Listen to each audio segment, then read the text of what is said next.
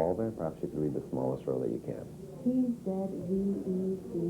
That's great. And we'll switch eyes, and you can read the same one backwards. LCVTRU. Okay. Thank you. Not bad. Thanks for that. And then we went beyond that and tested dynamic visual acuity. Now, the dynamic visual acuity differs a little bit in that we had the letters moving at a high rate of speed, which simulated more of what happens in an actual racing situation. So the letters were rotated at speeds of up to 100 RPMs, rates per minute, revolutions per minute, and were reduced slowly until the racer could discern the letters and describe them accurately.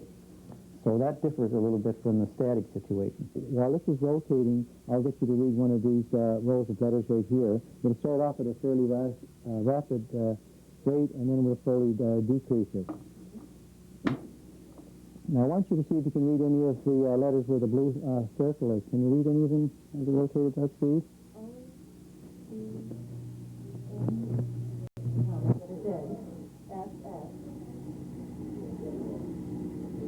Okay, now how about the ones where the yellow dot is? They're in a little cluster. Would you be able to read any of those letters? I'm just going to increase the speed a little. U, L, T, N. Can't make it out. Okay, can you get it now if we reduce the speed a bit? Nope. How about like that? Did I say U? Yes, I believe you did. Oh, well, maybe that was the one I was looking Okay. for.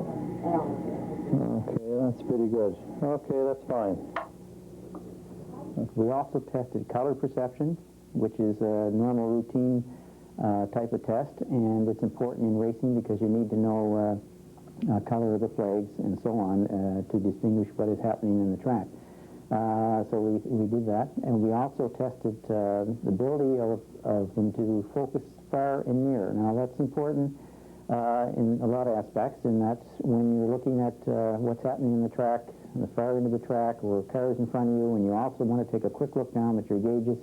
You have to be able to focus very quickly and accurately. So we tested that. For instance, you're looking at your dash and then assessing the situation in front of you. So we'll use that chart that's placed on the upper screen there, as well as a little one that you can hold in your hand here. And what we'll ask you to do is to reading the first letter of the first row here, followed by the first letter of the first row there, and jumping back and forth with your vision. And we'll be timing you to determine how many cycles of focusing that you can do in a given period of time. All right? So when you're ready, you can start with the C in your hand there. Okay. C, N, Z, O, S, N, H, S, 0, H, N, R, R, Z, D, K, S, H, S, R, Z, R, N, H, S, Z, O, R. That's great, Tim. Thanks very much. Did very well. Only one error that I noticed. We also tested depth perception, another important skill for racing, your ability to perceive how far things are away from you. We'll be checking your ability to judge depth. We'll just change our slide here. Perhaps we'll put the wild-looking glasses on there. Check those out.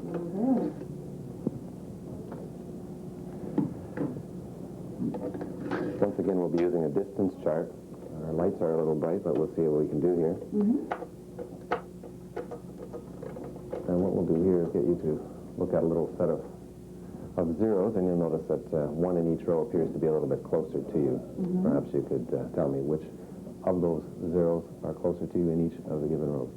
Top row, second line. Second row, third. Third row, second. Fourth row, fourth. Okay, that's great. Thank you. And that's it in this particular station. Thanks for being a participant. We went to another area where we tested eye-hand coordination, ability of someone to react quickly to visual stimuli and be able to react with their hands. We tested how quickly they could react with their feet. This simulated a situation of going from an accelerator to brake pedal and back again, and that sort of thing.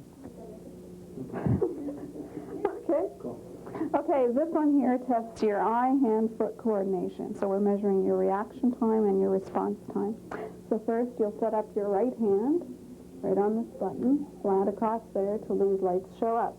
And you're going to be watching for this light right here to shine. As soon as it comes on, you switch hands and snap the button. Okay, so we'll give you a practice run. Ready? And it will be coming on soon. Good. So your reaction time is 20 and your response time is 34. So we'll do 3 for an average. Again, same thing. Ready? Good. 20:32. So you're improving. And we'll do it again. Good. 20:31. All the better. Okay, this time we're going to do the foot-eye coordination. So if you'll just push back a little bit, you're just going to be using your right foot, and you'll put it on the gas pedal, which is to the right. Okay, this one is testing your eye-foot coordination. So first you'll put your right foot on the gas pedal there. This time you're going to be watching for this light right here to come on. As soon as it comes on, it's an indication for you to hit the brake, okay? Okay. We'll give you a trial run. Ready? Good. So that's your response time of 42. Ready again?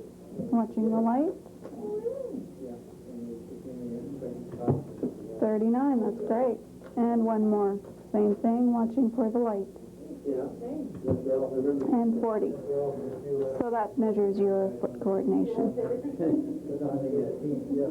Okay, so basically, Walter, with this test, we're going to be testing your eye-hand coordination. So having you stand in front of the board and hitting one of the buttons whenever the light shows up, okay? Right. And it'll take about 30 seconds for the first test, and then we'll do another one that's a little bit faster, okay? So you can stand in front, and whenever you're ready, let me know. Okay. Okay, let's go.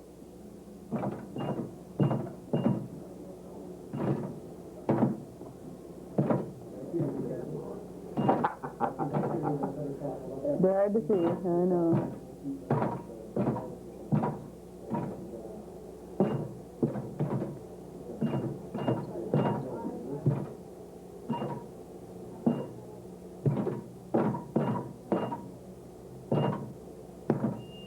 Okay, that wasn't too far. 15. Good.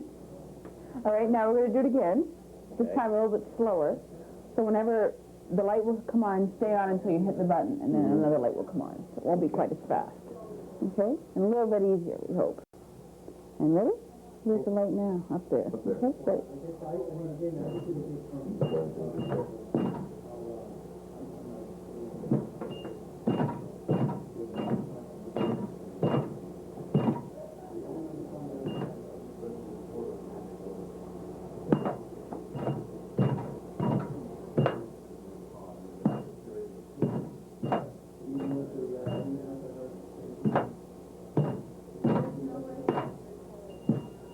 Great. Okay, 26. So it's usually easier when it's slower. Okay, great. And we tested eye tracking capabilities, being able to track with your eyes. That is, for instance, looking at traffic in front of you. That is very important. We tested that. We also tested visual reaction time, your ability to react quickly to visual input. The eyes actually lead the body. The eyes tell you what you're going to do. You can't respond to any situation until you have that visual input. And to be good at your sport, whether it's any sport, and it's particularly racing where things happen very quickly, you have to get that information accurately and respond to it. So we tested the ability of you to react to a stimuli, and this gave us an idea of how quick and accurately a person can do this. Hey, Debbie, this is a test that's going to test your hand-eye response time, so you'll have to have your button to press when we do the test. It'll begin by having a yellow light at the end of the runway. It'll turn to red. It'll proceed down to the end of the track, and I want you to push that button when you notice that the red light hits the end of the track. So you have to visually track that from the front to the back. Okay? We're going to begin with a 10 miles per hour runway speed. Okay, and we'll do an example just to start out with.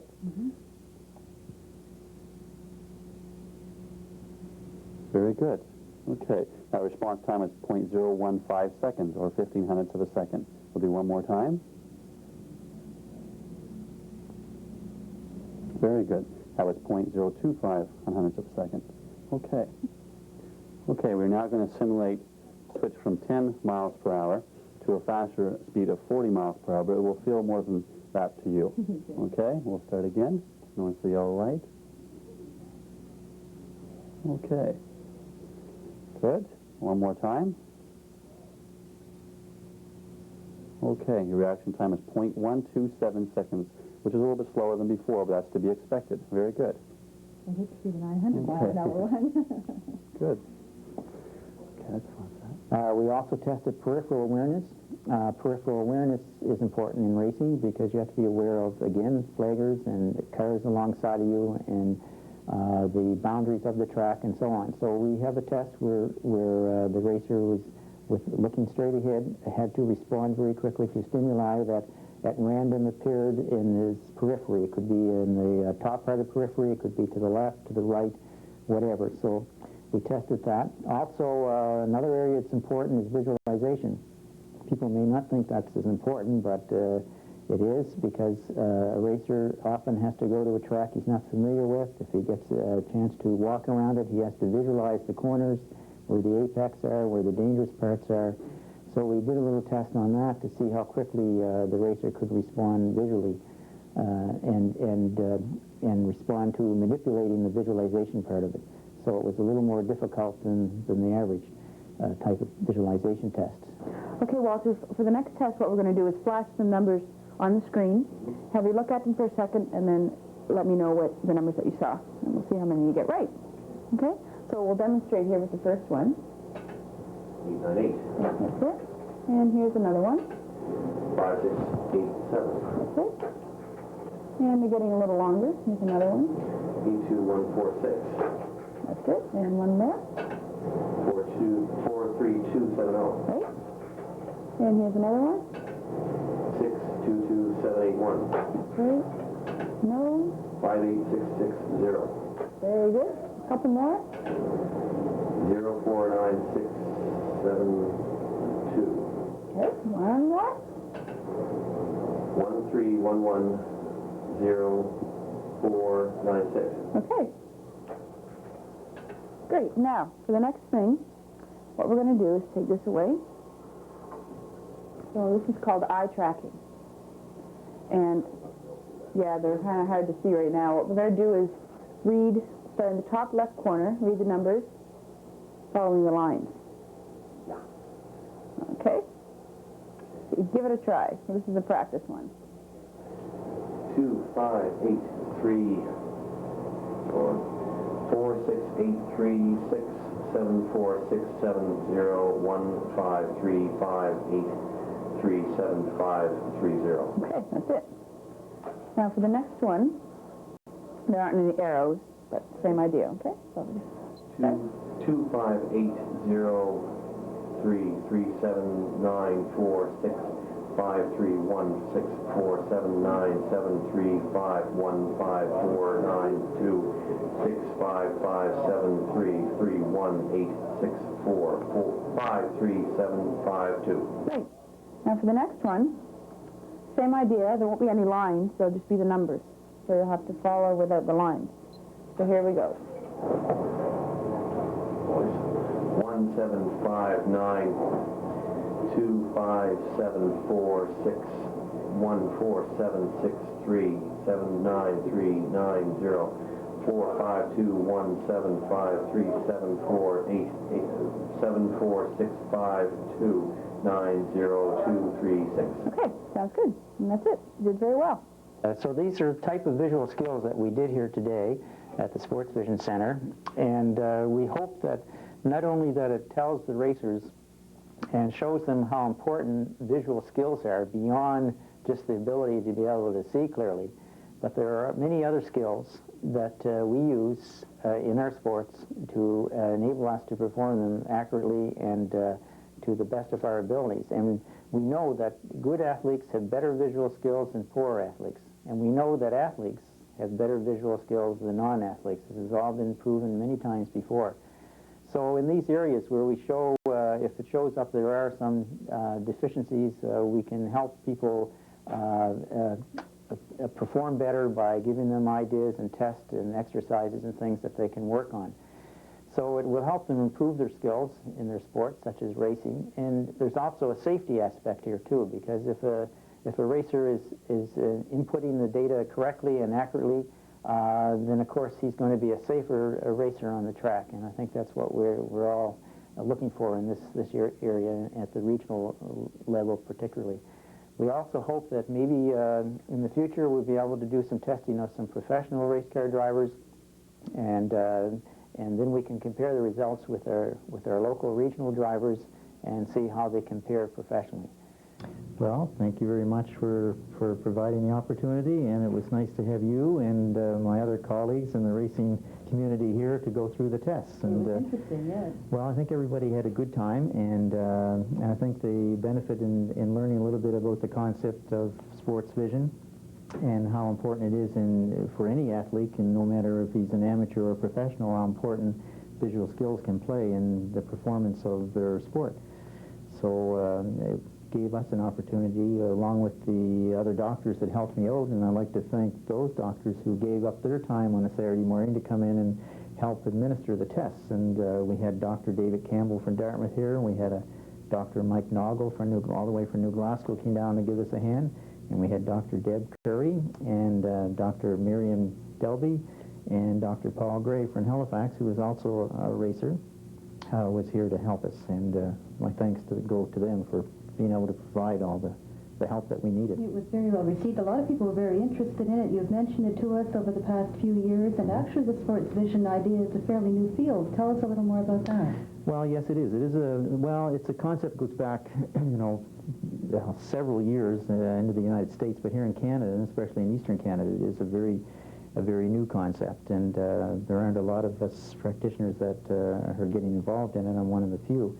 And sports vision basically goes beyond the regular testing, and that's important too. People should bear in mind that regular eye exams are certainly important, as well as eye safety when they're performing their sport is very important. But sports vision is going beyond that and testing in specific areas, some specific to a particular sports more than others, and involves testing these visual skills and seeing if there's are deficiencies in those skills, and also providing the opportunity to train and improve on those skills. So a person may get that advantage or that little competitive edge that they might want in their sport to become a winner, whether it's an amateur weekend racers, as some of us are, or it's a professional athlete who wants to do a little bit more in his or her sport.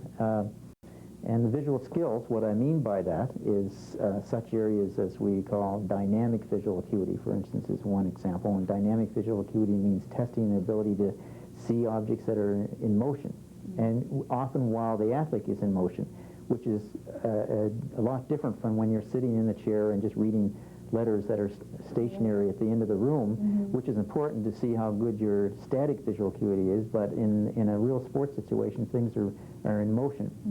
And of course in racing, it's in very high-speed racing, or high-speed motion, so it's important to have good dynamic visual acuity, and I know our group did fare fairly well that way, and it was good to see. As well as there are other areas called visualization, which is important to be able to perceive in your mind's eye what is going to happen, and this is important in racing, where you want to go over the lines in your mind's eye before you actually get on the track, and to go over a layout. Perhaps you're not familiar with it, even if it's a track you are familiar with. It's important to be able to visualize. So we test that also. Then there is eye-hand coordination, which is important. Being able, the eyes really tell the body what to do. It's not hand-eye coordination. As you notice, I said eye-hand, because you take the information in with your eyes and process that information, and then you respond with it with your body or your hands or your feet, depending on the sport. And so that's another skill that we do test. And then there's several other areas, peripheral vision, peripheral awareness, which is important. And then there's tracking skills that are very important in racing. I'm sort of emphasizing some of the ones that are important to road racing or any kind of auto racing, although a lot of these skills do pertain to every sport, and some have more emphasis than others. In racing, dynamic visual acuity is important, the eye tracking skills, peripheral vision, Depth perception is another important skill. So these are some things that we tested all the racers in. And I think we're actually able to draw a relationship with the people who are pretty quick on the track. Those people are always finishing ahead of the pack, and how well the results did. It was interesting.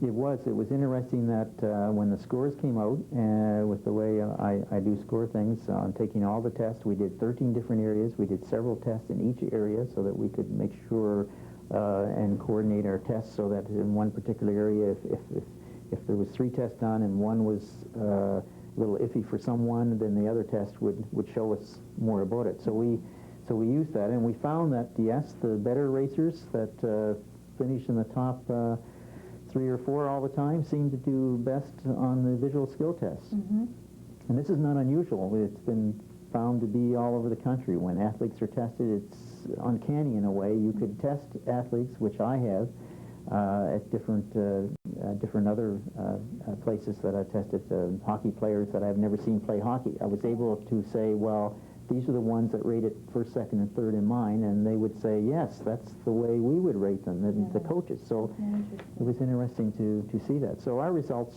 showed that also.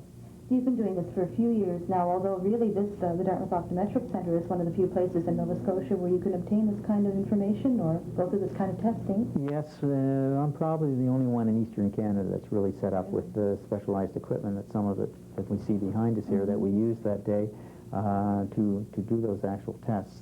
So yeah, we're trying to get more optometrists involved in Canada, and we're lately getting more organized in that way. And just as a side thing, I'd like to just mention that when I was at the Moosehead Grand Prix, one of the drivers there was wearing a little patch that said Sports Vision on it. So I was curious about that, and he placed quite well in his race. He was racing in the Pro Test